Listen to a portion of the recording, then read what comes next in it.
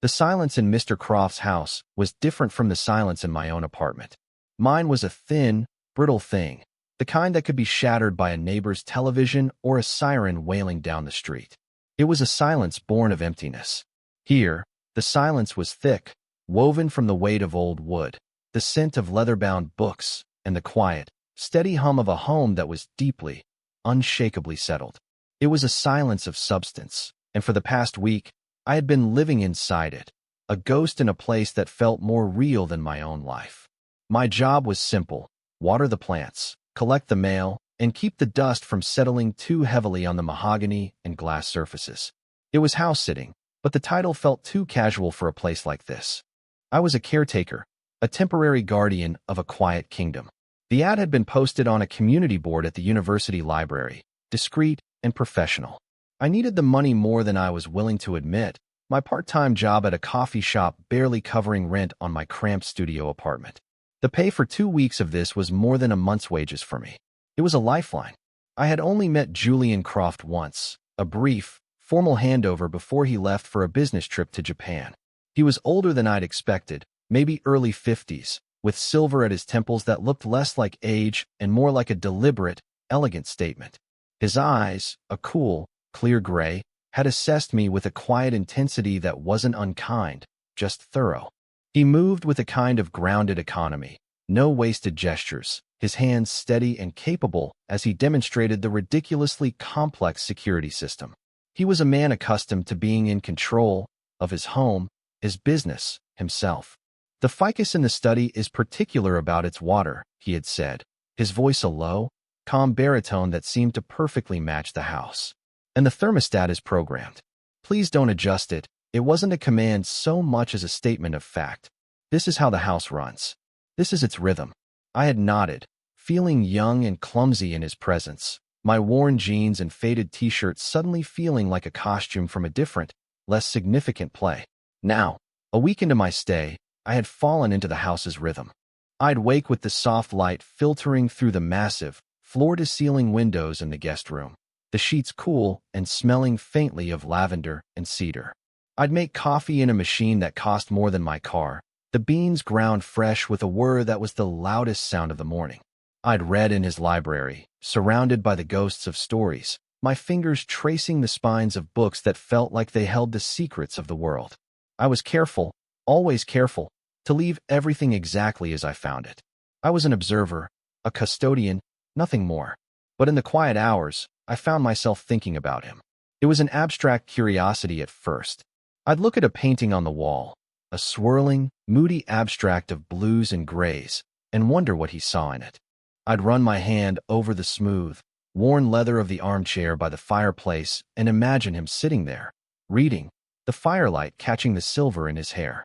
I was piecing together a man from the objects he chose to surround himself with, and the man I was creating was one of quiet strength, of deep-seated calm, of a life lived with intention. He had left a small, typed list of emergency contacts on the kitchen counter, held down by a smooth, gray river stone. My name and number were at the top, listed as Leo Vance, house sitter. Below it were a plumber, an electrician, and a person named Marcus, no last name. Just Marcus. I found myself wondering who Marcus was. A friend? A brother? A partner? The thought sent a strange, unwelcome pang through my chest, a feeling I quickly pushed down. It wasn't my business. None of this was my business. The first week passed in a dream of quiet routine. I watered the temperamental ficus. I sorted the mail into a neat pile on his desk, and I moved through the silent rooms like a shadow. I felt a strange sort of peace here, a sense of safety that was entirely absent from my own life, with its constant, humming anxiety about bills and tuition and the precariousness of it all. Here, the foundation felt solid. The walls were thick. The world was held at a gentle, comfortable distance. It was Tuesday night of the second week when everything changed. A storm had rolled in, a summer squall that lashed rain against the windows and made the old house groan and settle. I was in the library, curled up in that worn leather armchair, a book open in my lap, though I hadn't turned a page in an hour. The sound of the rain was hypnotic, a steady drumming that made the silence inside feel even more profound, more complete. I felt entirely alone, cocooned in the heart of the storm and the heart of this house. That's why the sound was so jarring. A soft click from the front hall, almost lost in the noise of the wind and rain. It was the sound of the deadbolt on the main door sliding back. My heart leaped into my throat, a frantic, panicked bird. I froze, every muscle in my body tensing. The security system was on. I had set it myself, just as he had shown me. An intruder would have set off an alarm that would wake the entire neighborhood. Then I heard another sound, a soft beep, followed by the quiet, digital chime of the alarm being disarmed. The code. Someone had the code. I stayed perfectly still in the armchair, the book sliding from my lap to the floor with a soft thud. My mind raced through the possibilities. The plumber? The electrician? Marcus? No, it was nearly 10 o'clock at night. It didn't make any sense. I heard the soft thud of a briefcase being set down on the hardwood floor of the entryway, followed by the rustle of a raincoat being shrugged off. Footsteps, slow and measured, moved from the hall toward the living room, and then toward the library where I sat, shrouded in the dim light of a single reading lamp. I held my breath, my hands gripping the arms of the chair so tightly my knuckles were white. The house, which had felt like a sanctuary moments before, now felt like a cage. The footsteps stopped in the doorway. I didn't dare look up. I kept my eyes fixed on a point on the Persian rug, my heart hammering against my ribs. I could feel a presence in the room, a weight in the air that hadn't been there before. The silence stretched, thick and heavy, punctuated only by the drumming of the rain outside. I didn't mean to startle you. The voice was low, calm, and instantly familiar. It was the voice that matched the house. It was Julian Croft. Slowly, I lifted my head. He was standing in the archway, his hair damp from the rain, his expression unreadable in the dim light. He had shed his raincoat, and he stood there in a perfectly tailored dark suit, looking just as controlled and imposing as he had the day he left. Only now he was an unexpected fixture in the quiet world I had inhabited. He wasn't supposed to be here. His trip was for 2 full weeks. He was 5 days early. Mr. Croft, I managed to say, my own voice sounding thin and reedy. You're back. A faint smile touched the corners of his mouth, though it didn't quite reach his eyes. My meetings finished ahead of schedule. I decided to come home rather than spend the extra days in a hotel. I apologize for the intrusion. I should have called, no, it's your house. I stammered, scrambling to my feet. The book lay forgotten at my feet. I felt like a trespasser caught in the act, even though I had every right to be here. His presence filled the room, changing its entire dynamic. It was no longer a quiet, empty space for me to inhabit. It was his space, and I was merely a guest in it. A temporary, paid guest. He took a step into the room, his gray eyes scanning the space before they settled back on me. They were just as assessing as I remembered, but there was something else in them now, something I couldn't quite decipher. It seems you've been taking good care of the place. I tried to, I said, my hands fidgeting at my sides. The ficus is fine. The mail is on your desk. I was babbling, reporting on my duties like a nervous employee. He nodded slowly, his gaze lingering on my face for a moment longer than was comfortable. I have no doubt. You seem very conscientious, Leo. He used my first name, and the sound of it in his low voice sent a strange shiver down my spine. It felt different, more personal than when he'd written it on the contact sheet. He gestured toward the chair I had just vacated. Please sit. Don't let me disturb you. But his very presence was a disturbance, a massive stone dropped into the placid pond of my solitude. I remained standing, unsure of the protocol for when the millionaire owner of the house you're sitting returns unexpectedly in the middle of a rainstorm. He seemed to sense my unease. He didn't press the issue. Instead, he walked over to a small, polished wood cabinet in the corner of the room. He opened it, revealing a collection of crystal glasses and decanters. Can I get you something? Water? Or something stronger? It's a foul night out. No, thank you, sir. I'm fine. The word sir slipped out, a relic of my coffee shop training, but it felt appropriate. There was an authority about him that commanded respect, a quiet power that was woven into the fabric of his being. He poured a small amount of amber liquid into a heavy crystal tumbler for himself, the clink of the glass stopper the only sound in the room for a long moment. He didn't drink it right away. He just held the glass, swirling the contents gently, his gaze directed out the large window at the rain-streaked darkness. I suppose this is an awkward situation, he said, his voice still calm, still measured. I'm afraid the guest room is the only one prepared for a guest. I'll take the couch in the den for the night. We can sort things out in the morning. Oh, no, I said, the words rushing out of me. You can't. I mean, it's your house. It's your bedroom. I can take the couch. Or I can go home. The thought of returning to my own small, empty apartment tonight, with its thin walls and its lonely silence, filled me with a sudden, sharp ache. He turned his head to look at me then, a real look, his eyes focused and direct. I wouldn't hear of it. Our agreement was for 2 weeks. I am the one who has disrupted the arrangement. You will stay in the guest room. That is not negotiable. Again, it wasn't a command so much as a simple statement of fact, a settled point of reality. And so began the strange, surreal cohabitation with Julian Croft. The house that had been my solitary sanctuary was now a shared space, and every corner of it was suddenly charged with his presence. The silence was no longer empty. It was filled with the awareness of another person breathing in the next room.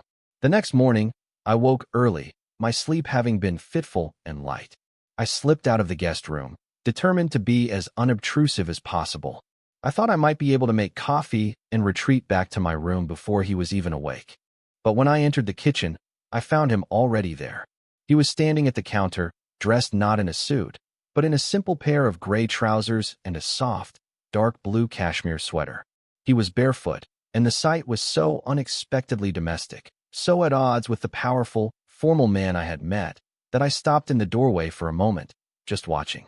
The morning light slanted through the kitchen window, illuminating the silver in his hair.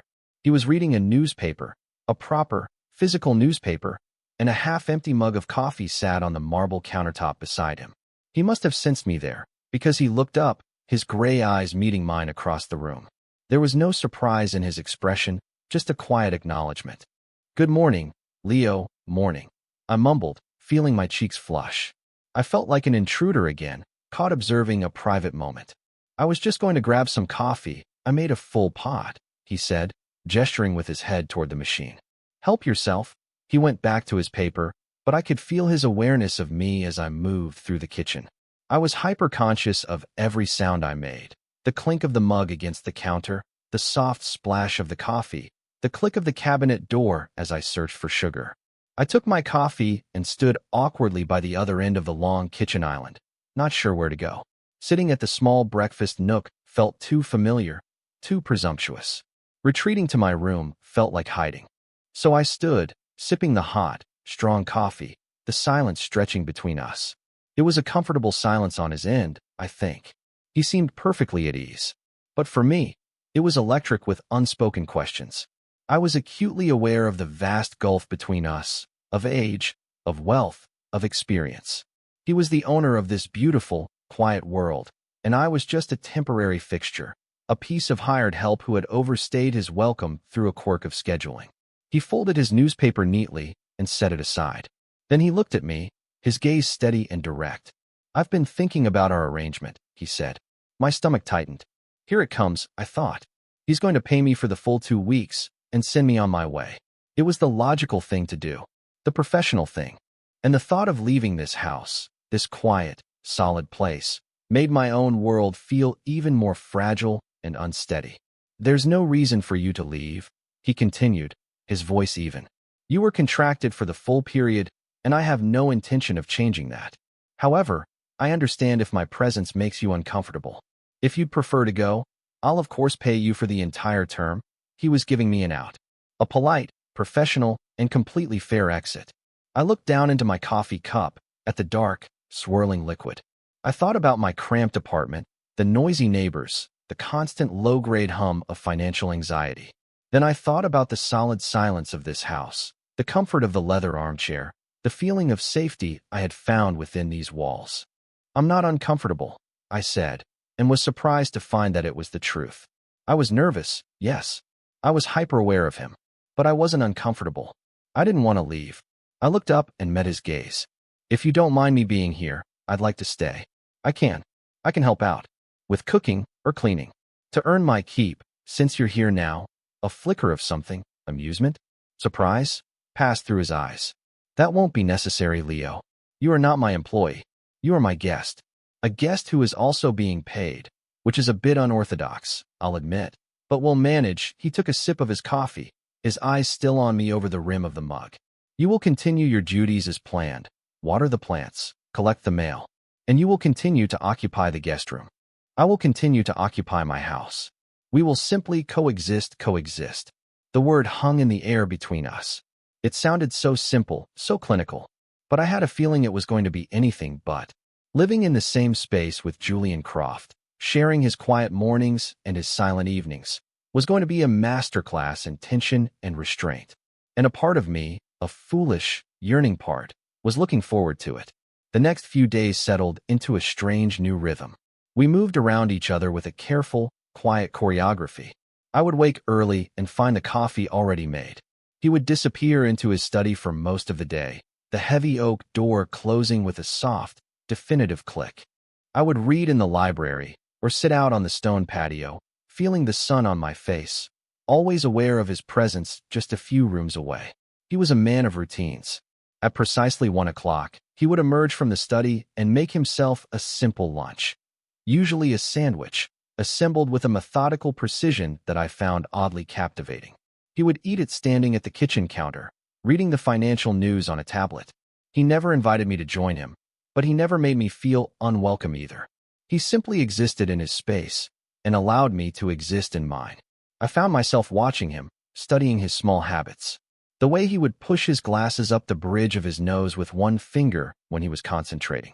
The way his left hand would rest on the countertop, his long, capable fingers perfectly still. The slight furrow that would appear between his brows when he read something that displeased him. I was gathering these small details, these tiny, unguarded moments, and adding them to the portrait of him I was building in my mind. One afternoon, I was in the living room, dusting the mantelpiece with a soft cloth. I was being meticulous, careful with the collection of small, framed photographs. Most were of landscapes, stark, beautiful images of deserts and coastlines. But one was different. It was a picture of a much younger Julian Croft, maybe in his late 20s, standing with another man of about the same age. They both had their arms slung around each other's shoulders, grinning at the camera, a rugged mountain peak in the background. I picked up the frame, my fingers tracing the silver edge. The man with him was handsome, with a wild, joyful energy that seemed to leap out of the photograph. I wondered if this was Marcus. I felt that same strange pang in my chest, sharper this time. I was so lost in my thoughts that I didn't hear him enter the room. That was a long time ago. His voice, coming from directly behind me, made me jump. I nearly dropped the frame. I spun around, my face hot with embarrassment, caught prying into his life. "I'm so sorry," I said, quickly placing the photograph back on the mantel, making sure it was perfectly aligned. "I was just dusting. I didn't mean to." "It's all right, Leo," he said, his voice soft. He walked over to the mantel and picked up the photo, his expression unreadable. "That was my brother, Michael. He passed away about 15 years ago. A climbing accident." "Oh," I said, the single word feeling horribly inadequate. I'm so sorry, Mr. Croft." He didn't seem to hear me. He was staring at the photograph, a distant, shadowed look in his eyes. He was the adventurous one. I was always the one who stayed behind and worried. He placed the photo back on the mantel, his touch gentle, almost reverent. Then he looked at me, and for the first time, I saw a crack in his calm, controlled facade. I saw a flicker of old, deep-seated grief. "You can call me Julian, you know," he said quietly. "Mr. Croft sounds old and excessively formal. Considering we're sharing a coffee maker, the offer felt significant, a small but deliberate closing of the distance between us. "Okay," I said, my voice barely a whisper. Julian, saying his name felt both strange and perfectly natural. That small moment shifted something between us. The careful choreography of our coexistence became a little less rigid. The silence between us started to feel less like an absence of words and more like a shared quiet. We still kept to our separate spaces for the most part, but the invisible walls felt lower, more permeable. One evening, he found me in the kitchen, struggling with a stubborn jar of pickles. My hands were slipping on the lid, and I was getting increasingly frustrated. I didn't hear him come in, but suddenly he was there, standing beside me. "Allow me," he said, his voice low and close to my ear. Before I could protest, he placed his hand over mine on the jar lid.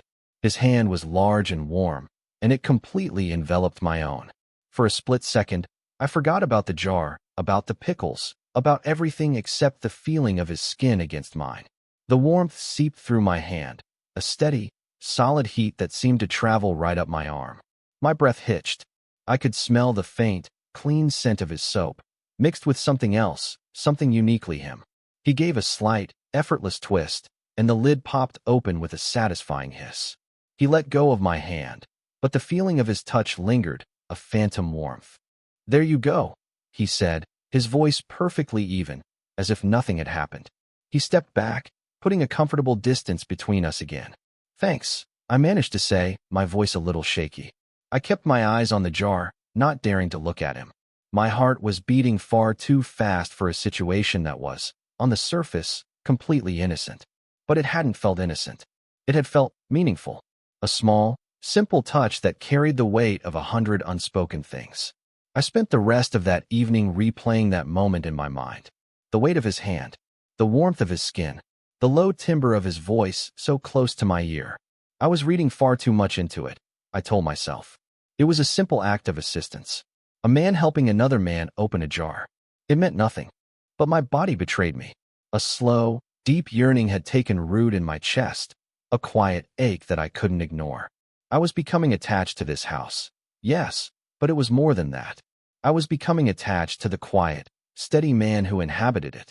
I was drawn to his calm, to his strength, to the small glimpses of vulnerability he occasionally allowed me to see. The power imbalance between us was always there, a silent third party in every interaction. He was wealthy, established, in control. I was young, struggling, a temporary resident in his world. And yet, he never made me feel small. He treated me with a quiet respect that was both comforting and deeply unsettling. It made it easier to forget the chasm between our lives, and that was a dangerous thing. A few days later, the air conditioning unit for the main floor began to make a strange, rhythmic clanking sound. It started in the afternoon, a minor annoyance that grew louder and more insistent as the day wore on. Julian came out of his study around 5, a frown on his face. "You hear that?" he asked, though it was impossible to miss. "Yeah," I said from the living room, where I had been trying to read. "It started a few hours ago." He walked over to the thermostat, his brow furrowed in concentration as he listened. "It sounds like a loose fan belt in the air handler," he sighed, a soft sound of weary frustration. "My usual repairman is on vacation for the next 2 weeks." Of course, he went to the utility closet in the hallway, opened it, and peered into the darkness where the large metal unit was housed. "I might be able to fix it myself, but I'll need someone to hold the flashlight and hand me tools. It's a tight space." He looked over at me, his expression hesitant. "I don't suppose you'd be willing to help?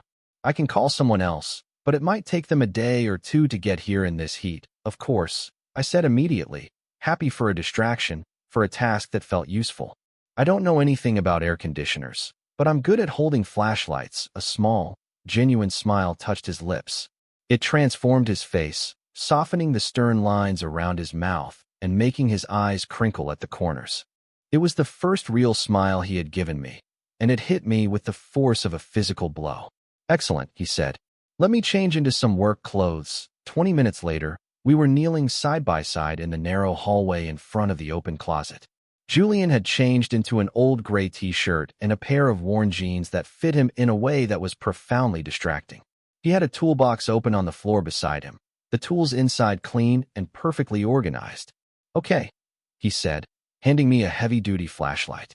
"I'm going to have to get most of my body in there to reach the motor. I need you to shine the light right where I tell you.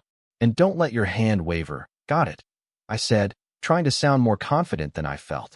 He squeezed himself into the cramped space, his broad shoulders brushing against the door frame. I knelt beside the opening, directing the beam of light into the dark, complex guts of the machine. Our proximity was intense. I was so close I could feel the heat radiating from his body, smell the faint, clean scent of his skin. Our arms brushed against each other every time he reached for a tool. For the next hour, we worked in a state of focused, cooperative silence. His voice was a low, calm murmur, directing me. "A little to the left, Leo. Hold it right there. Pass me the Phillips head screwdriver." "No," The smaller 1 inch, I followed his instructions, my entire world shrinking to the circle of light from the flashlight and the sound of his voice. He was incredibly competent, his hands moving with a practiced, steady confidence. There was no wasted motion, no frustration. He simply assessed the problem and worked to solve it. I found myself admiring the way his forearm muscles tensed as he tightened a bolt, the focused line of his jaw as he concentrated. At one point, he had to contort himself into an even more awkward position to reach a screw hidden deep inside the unit. "Damn it," he muttered, his voice slightly strained. "I can't quite get the angle. Leo, can you reach in here and hold this bracket steady for me?" "Sure," I said, leaning forward. I had to get my head and shoulders into the closet with him. The space was impossibly tight. My cheek was just inches from his, my chest pressed against his back. I could feel the steady, solid beat of his heart through his t-shirt. My own heart began to hammer in my chest, a wild, frantic rhythm. "Just right there," he said, his voice a little rougher than before. He guided my hand to a cold piece of metal. "Hold it firm. Don't let it move." I gripped the bracket, my knuckles brushing against his. The air in the small space was thick and warm, filled with the scent of dust, machine oil, and him. I was so intensely aware of him, of every point of contact between our bodies, that it was hard to breathe. Time seemed to slow down, to stretch and warp. I held my breath, focusing on keeping my hand steady, even as a tremor started deep inside me. He worked for another minute, the only sound the scraping of metal on metal and our shared, quiet breathing. Then, with a final grunt of effort, he tightened the last screw. "Okay," he said, his voice low. "That should do it. You can let go." I pulled my hand back as if I'd been burned. He slowly extracted himself from the closet, moving with a careful deliberation. When he was out, he stood up and ran a hand through his hair, dislodging a bit of dust. There was a smudge of grease on his cheek. He looked down at me, still kneeling on the floor, and for a long moment, neither of us spoke. The air between us was charged, humming with an energy that had nothing to do with the air conditioner. His gaze was intense, searching, and I felt completely exposed under it, as if he could see right through me, right into the heart of my foolish, impossible yearning. I was trapped in his gaze, unable to look away. This is it, I thought. This is the moment where everything either breaks or changes forever. My mind is screaming at me to stand up, to make a joke, to break the tension. But I can't move. I am held here by the weight of his gaze, by the unspoken question hanging in the air between us. He takes a step closer. Just one. But it changes everything. The space between us shrinks from a safe distance to something intimate, something that can be crossed with a single breath. He slowly crouches down, not taking his eyes off me, until we are at the same level. His knees are just inches from mine. "Leo," he says, and my name is a soft, rough sound in the quiet hallway. I can't find my voice to answer. I can only look at him, my heart a frantic drum against my ribs. He reaches out, his movements slow, deliberate, giving me every opportunity to pull away. He doesn't touch my face. Instead, his thumb comes up and gently, so gently, wipes the smudge of grease from my cheek. I realize it must have transferred from him to me in the tight confines of the closet. His touch is electric. A simple, practical gesture that feels like the most intimate thing I have ever experienced. His thumb lingers on my skin for a fraction of a second too long, a soft, warm pressure that sends a jolt straight through me. "You had a," he starts to say, but his voice trails off. His eyes drop from my eyes to my lips. And I know, in that instant, I know that he feels it too. This humming, dangerous, beautiful tension that has been building between us since the moment he came home. He pulls his hand back, but he doesn't move away. He just stays there, crouched in front of me, his gray eyes dark with an emotion I can't name, but that I feel echoed in my own soul. It's a mixture of desire and hesitation, of longing and a deep, profound caution. It's the caution that breaks the spell. He is being careful. He is the older one, the wealthier one, the one in the position of power. He is being so careful not to cross a line, not to make me feel pressured or obligated in any way. And in his caution, I find my own courage. "Julian," I whisper, the name a prayer on my lips. He closes his eyes for a brief moment, as if my saying his name is both a relief and a burden. When he opens them again, his expression is one of grim resolve. He pushes himself to his feet, turning away from me to close the utility closet door. The click of the latch is loud in the sudden silence. "I'm going to take a shower," he says, his back still to me. His voice is tight, controlled.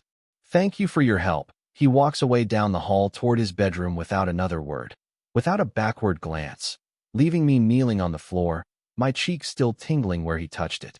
I stayed there for a long time, the flashlight lying forgotten on the carpet beside me. The air conditioner clicked on, humming quietly, the clanking sound gone. He had fixed it. But in the process, he had broken something open between us, something that I didn't think could ever be put back together. The careful, quiet coexistence was over. Now, there was just this. A raw, humming awareness. A shared, unspoken desire. And a terrifying, exhilarating uncertainty about what would happen next. The next day was an exercise in agonizing restraint. Julian was polite, distant, the wall between us rebuilt thicker and higher than ever before. He retreated to his study in the morning and didn't emerge for lunch. When I saw him in the hallway, he would offer a tight, closed-mouth smile and a curt nod, his eyes never quite meeting mine. He was avoiding me, and the avoidance was more painful than any argument could have been. I felt like I had imagined the whole thing. The intensity in the hallway, the lingering touch on my cheek, the charged look in his eyes. Maybe I had projected my own feelings onto him, twisting a simple moment of cooperation into something it wasn't. The thought was humiliating. I spent the day in a miserable state of self-recrimination, my cheeks burning with a shame I couldn't shake. I kept to the library, trying to lose myself in a book, but the words just swam in front of my eyes. Every creak of the floorboards in the house made me jump, my senses on high alert for any sign of him. That evening, I decided I couldn't take it anymore. The tension was unbearable. I would pack a small bag, leave him a note, and go home. It was the only way to preserve my sanity, my dignity. I would thank him for the opportunity, explain that I felt it was best to leave now that he was back, and I would slip out while he was in his study. It would be cowardly, but it felt necessary. I was in the guest room, my duffel bag open on the bed, just starting to fold a t-shirt, when there was a soft knock on the door. My heart leaped into my throat. It was him. It had to be. Leo. His voice was low, muffled by the thick wood of the door. "May I come in?" I froze, the t-shirt clutched in my hands. "Just a minute," I called out, my voice sounding strained. I quickly shoved the bag under the bed, my hands trembling. I took a deep breath, trying to compose myself, and walked to the door. I opened it. He was standing there, dressed in dark trousers and a crisp white shirt, his sleeves rolled up to his forearms. He looked tired, the lines around his eyes deeper than usual. His gaze went from my face to the room behind me, and I knew he must have seen the open closet, the clothes I had started to gather. His expression tightened. "You're leaving?" It wasn't a question. I couldn't meet his eyes. I looked down at the floor. "I think it's for the best. Look at me, Leo." His voice was quiet, but it held a command I couldn't disobey. I slowly lifted my head. The look in his eyes wasn't angry. It was something far more devastating.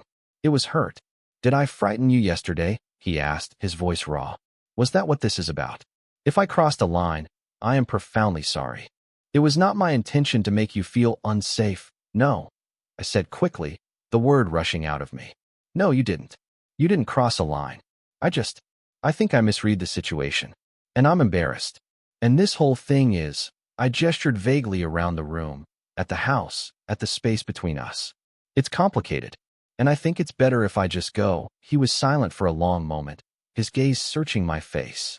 I felt stripped bare, all my insecurities and longings laid out for his inspection. I wanted to run, to hide, to disappear. And then he said the words that stopped me cold. "Don't run." It was so quiet, I almost wasn't sure I'd heard him right. But then he said it again, stepping over the threshold into my room, closing the door softly behind him. The click of the latch echoed the sound from the utility closet, but this time it didn't feel like a closing off. It felt like a sealing in. "Don't run," he repeated, his voice low and intense. "Not from me. Not from this." He took another step, closing the distance between us until he was standing directly in front of me. He was so close I could see the flecks of charcoal and silver in his gray eyes. I could feel the warmth of his body. "You didn't misread anything, Leo," he said, his voice dropping to a near whisper. "And if you're embarrassed, then we are both fools, Because I have spent the last 24 hours in a state of profound regret for my own cowardice, my breath caught in my chest. I stared at him, my mind struggling to process his words. I am aware, he continued, choosing his words with immense care, of the imbalance in our situation. I am older than you. This is my home. You are here in a professional capacity. I am acutely aware of all the reasons why I should have walked away yesterday and never looked back. Why I should let you walk out that door right now, he paused, his gaze unwavering. But I find that I am a more selfish man than I thought. Because I don't want you to go, the confession hangs in the air between us, simple, direct, and utterly world-altering. My carefully constructed defenses, my plans to retreat and hide, they all crumble to dust in the face of his honesty. This is real. It's not just me. I am not imagining it. He sees the change in my expression, the shock giving way to a fragile, burgeoning hope. A muscle in his jaw tightens. He is taking a massive risk, laying himself bare, and he is giving me all the power. The next move is mine. He has come to my door, into my temporary space, and made his confession. He will not push it any further. And in this moment, the age difference, the money, the house, none of it matters. All that matters is the man standing in front of me, his heart in his eyes, waiting for my answer. All that matters is the truth. I don't want to go, I say, and my voice is a choked whisper. It's the truest thing I have ever said. Relief washes over his face, a visible softening of every tense line. It's so profound, so unguarded, that it makes my own heart ache. He lifts a hand, slowly, as he did in the hallway, telegraphing the motion. He doesn't touch my cheek this time. His fingers come to rest gently on the side of my neck, his thumb stroking the sensitive skin just below my ear. The touch is feather-light, but it grounds me, anchors me in the reality of this moment. Good, he breathes, the word a soft puff of air against my face. I lean into his touch, an unconscious, instinctual movement, closing the last fraction of an inch between us. My eyes flutter shut. I can feel his breath on my lips, warm and smelling faintly of coffee and mint. The world narrows to this single point of contact, this shared space of quiet, trembling anticipation. He doesn't rush. He gives me the time, the space, to be sure. His thumb continues its slow, soothing caress on my neck, a silent question. Are you sure? Is this what you want? I answer by tilting my head up, a clear and undeniable invitation. And then he kisses me. It's not a kiss of passion or demand. It is a kiss of discovery. It is gentle, hesitant at first, his lips soft against mine. It is a question, and I answer by pressing back, by parting my lips slightly. It is a sigh of relief, a quiet homecoming. It is the consummation of 100 stolen glances, 1,000 unspoken thoughts. It is the most profoundly right thing I have ever felt. His other hand comes up to cup my jaw, his touch firm but infinitely tender. He deepens the kiss, and a slow, spreading warmth ignites in my belly, radiating out to every limb. I bring my hands up to rest on his chest, feeling the solid, steady beat of his heart beneath my palms. It is racing, a frantic, wild rhythm that matches my own. The stoic, controlled Julian Croft is gone, replaced by this man whose touch is trembling slightly, whose heart is hammering against my hands. When we finally break apart, we are both breathless. He rests his forehead against mine, his eyes closed. His hands are still framing my face, his thumbs stroking my cheekbones. I keep my hands on his chest, unwilling to break the connection. Leo, he says, his voice thick with emotion. He says my name like he is tasting it, learning its shape. Julian, I whisper back, and we stay like that for a long time, just breathing each other in, adrift in the quiet aftermath of a kiss that has changed everything. The storm outside has long since passed, but the storm inside me has finally, blessedly, broken. The morning after was steeped in a soft, hazy light and a profound sense of unreality. I woke up in the guest room bed, the sheets tangled around my legs, the scent of him still lingering on my skin. We hadn't done anything more than kiss, but the intimacy of it had been overwhelming. We had talked for hours, our voices low in the quiet of the night, sharing small pieces of our lives, our histories. It was a different kind of nakedness, more terrifying and more rewarding than any other. I lay there, watching dust motes dance in the sunbeams slanting through the window, a nervous flutter in my stomach. The light of day brought with it the return of context. The house was still his. The money was still his. The power dynamic hadn't magically vanished. I was terrified that the fragile, beautiful thing we had found in the dark would look different now, that it would seem foolish or transactional in the harsh light of morning. I slipped out of bed and pulled on a pair of jeans and a t-shirt, my movements quiet. I needed coffee. I needed a moment to think before I saw him again. But when I padded barefoot into the kitchen, he was already there, just as he was every other morning. He was standing at the counter, pouring hot water into a French press, his back to me. My heart did a nervous little flip. I almost retreated, but he must have heard me. He turned, and the smile he gave me was small, a little hesitant, but so full of warmth that it melted the knot of anxiety in my chest. "Morning," he said, his voice a little rough with sleep. "Morning," I replied, my own voice softer than I intended. He gestured to the counter, where a second mug sat waiting next to the French press. He had been making coffee for both of us. The simple, domestic gesture was so reassuring, so grounding, that I felt my shoulders relax for the first time since I'd woken up. He didn't crowd me. He didn't rush to talk about last night. He just finished making the coffee, pressed the plunger down with a slow, steady hand, and poured 2 mugs. He slid one across the smooth marble counter to me. "Thank you," I said, wrapping my cold hands around the warm ceramic. We stood there for a moment in a comfortable silence, sipping our coffee, the morning light filling the kitchen. It wasn't the charged, tense silence of the past week. It was a new kind of quiet, one that felt shared and easy. Finally, he leaned back against the counter, crossing his arms over his chest. He looked at me, his expression serious but kind. "I don't want you to have any regrets, Leo."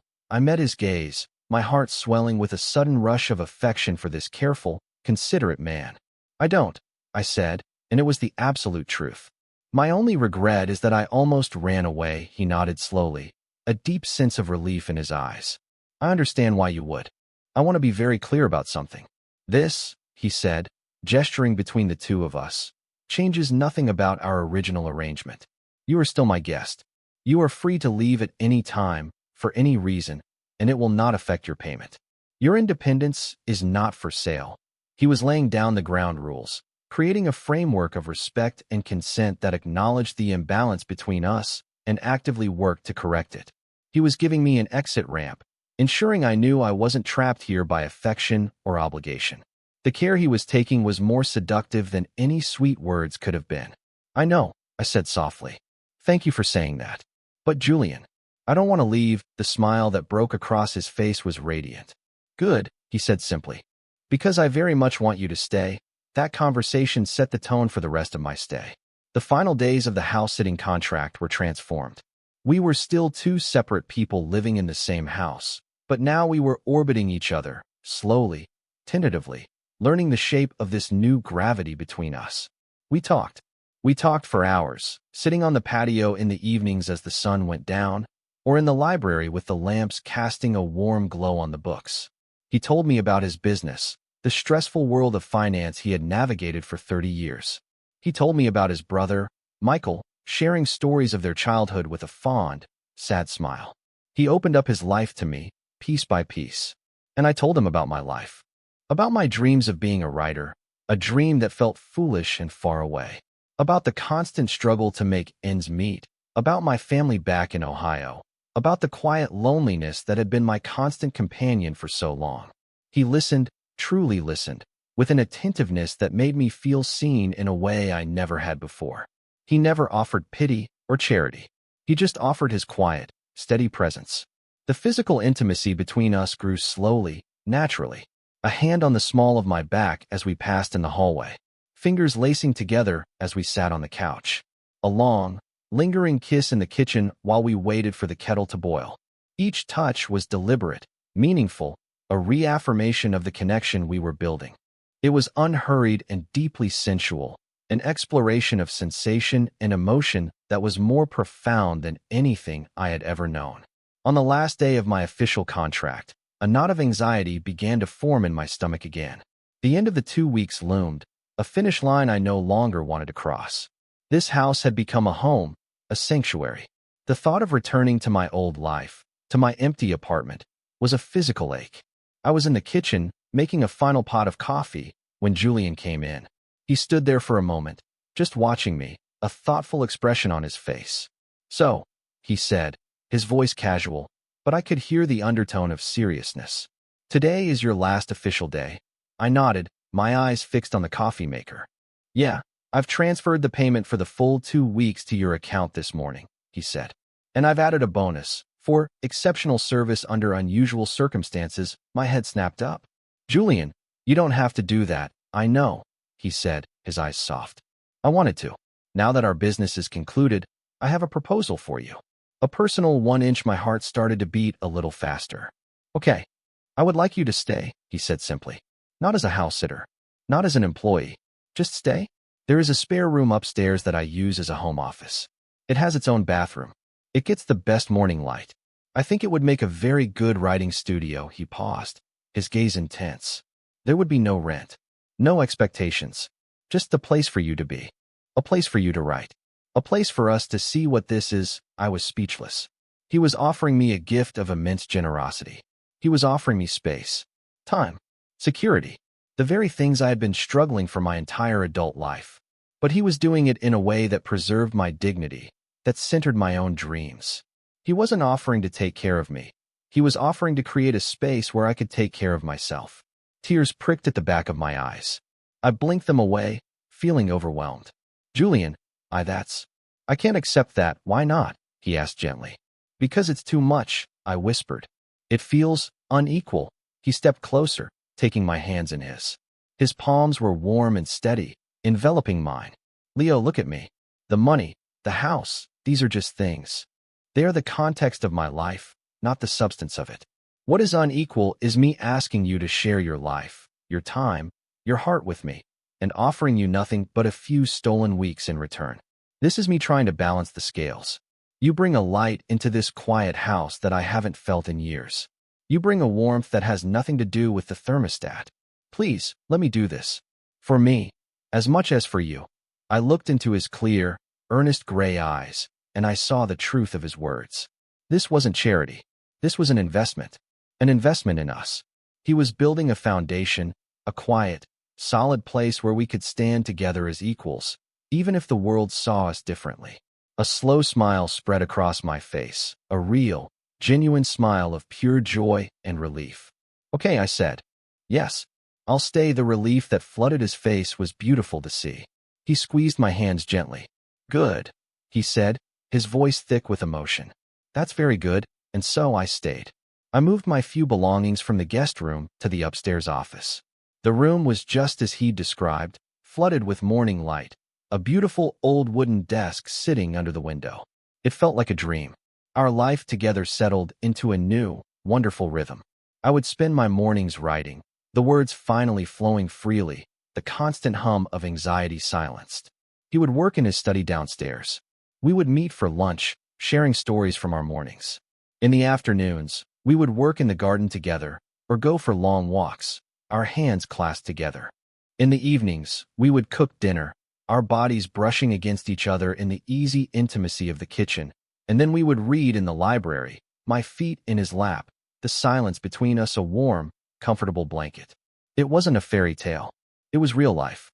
We were two different people, from two different worlds, with a 25-year age gap between us. But we navigated it with honesty and care. We talked about everything, especially the things that were difficult.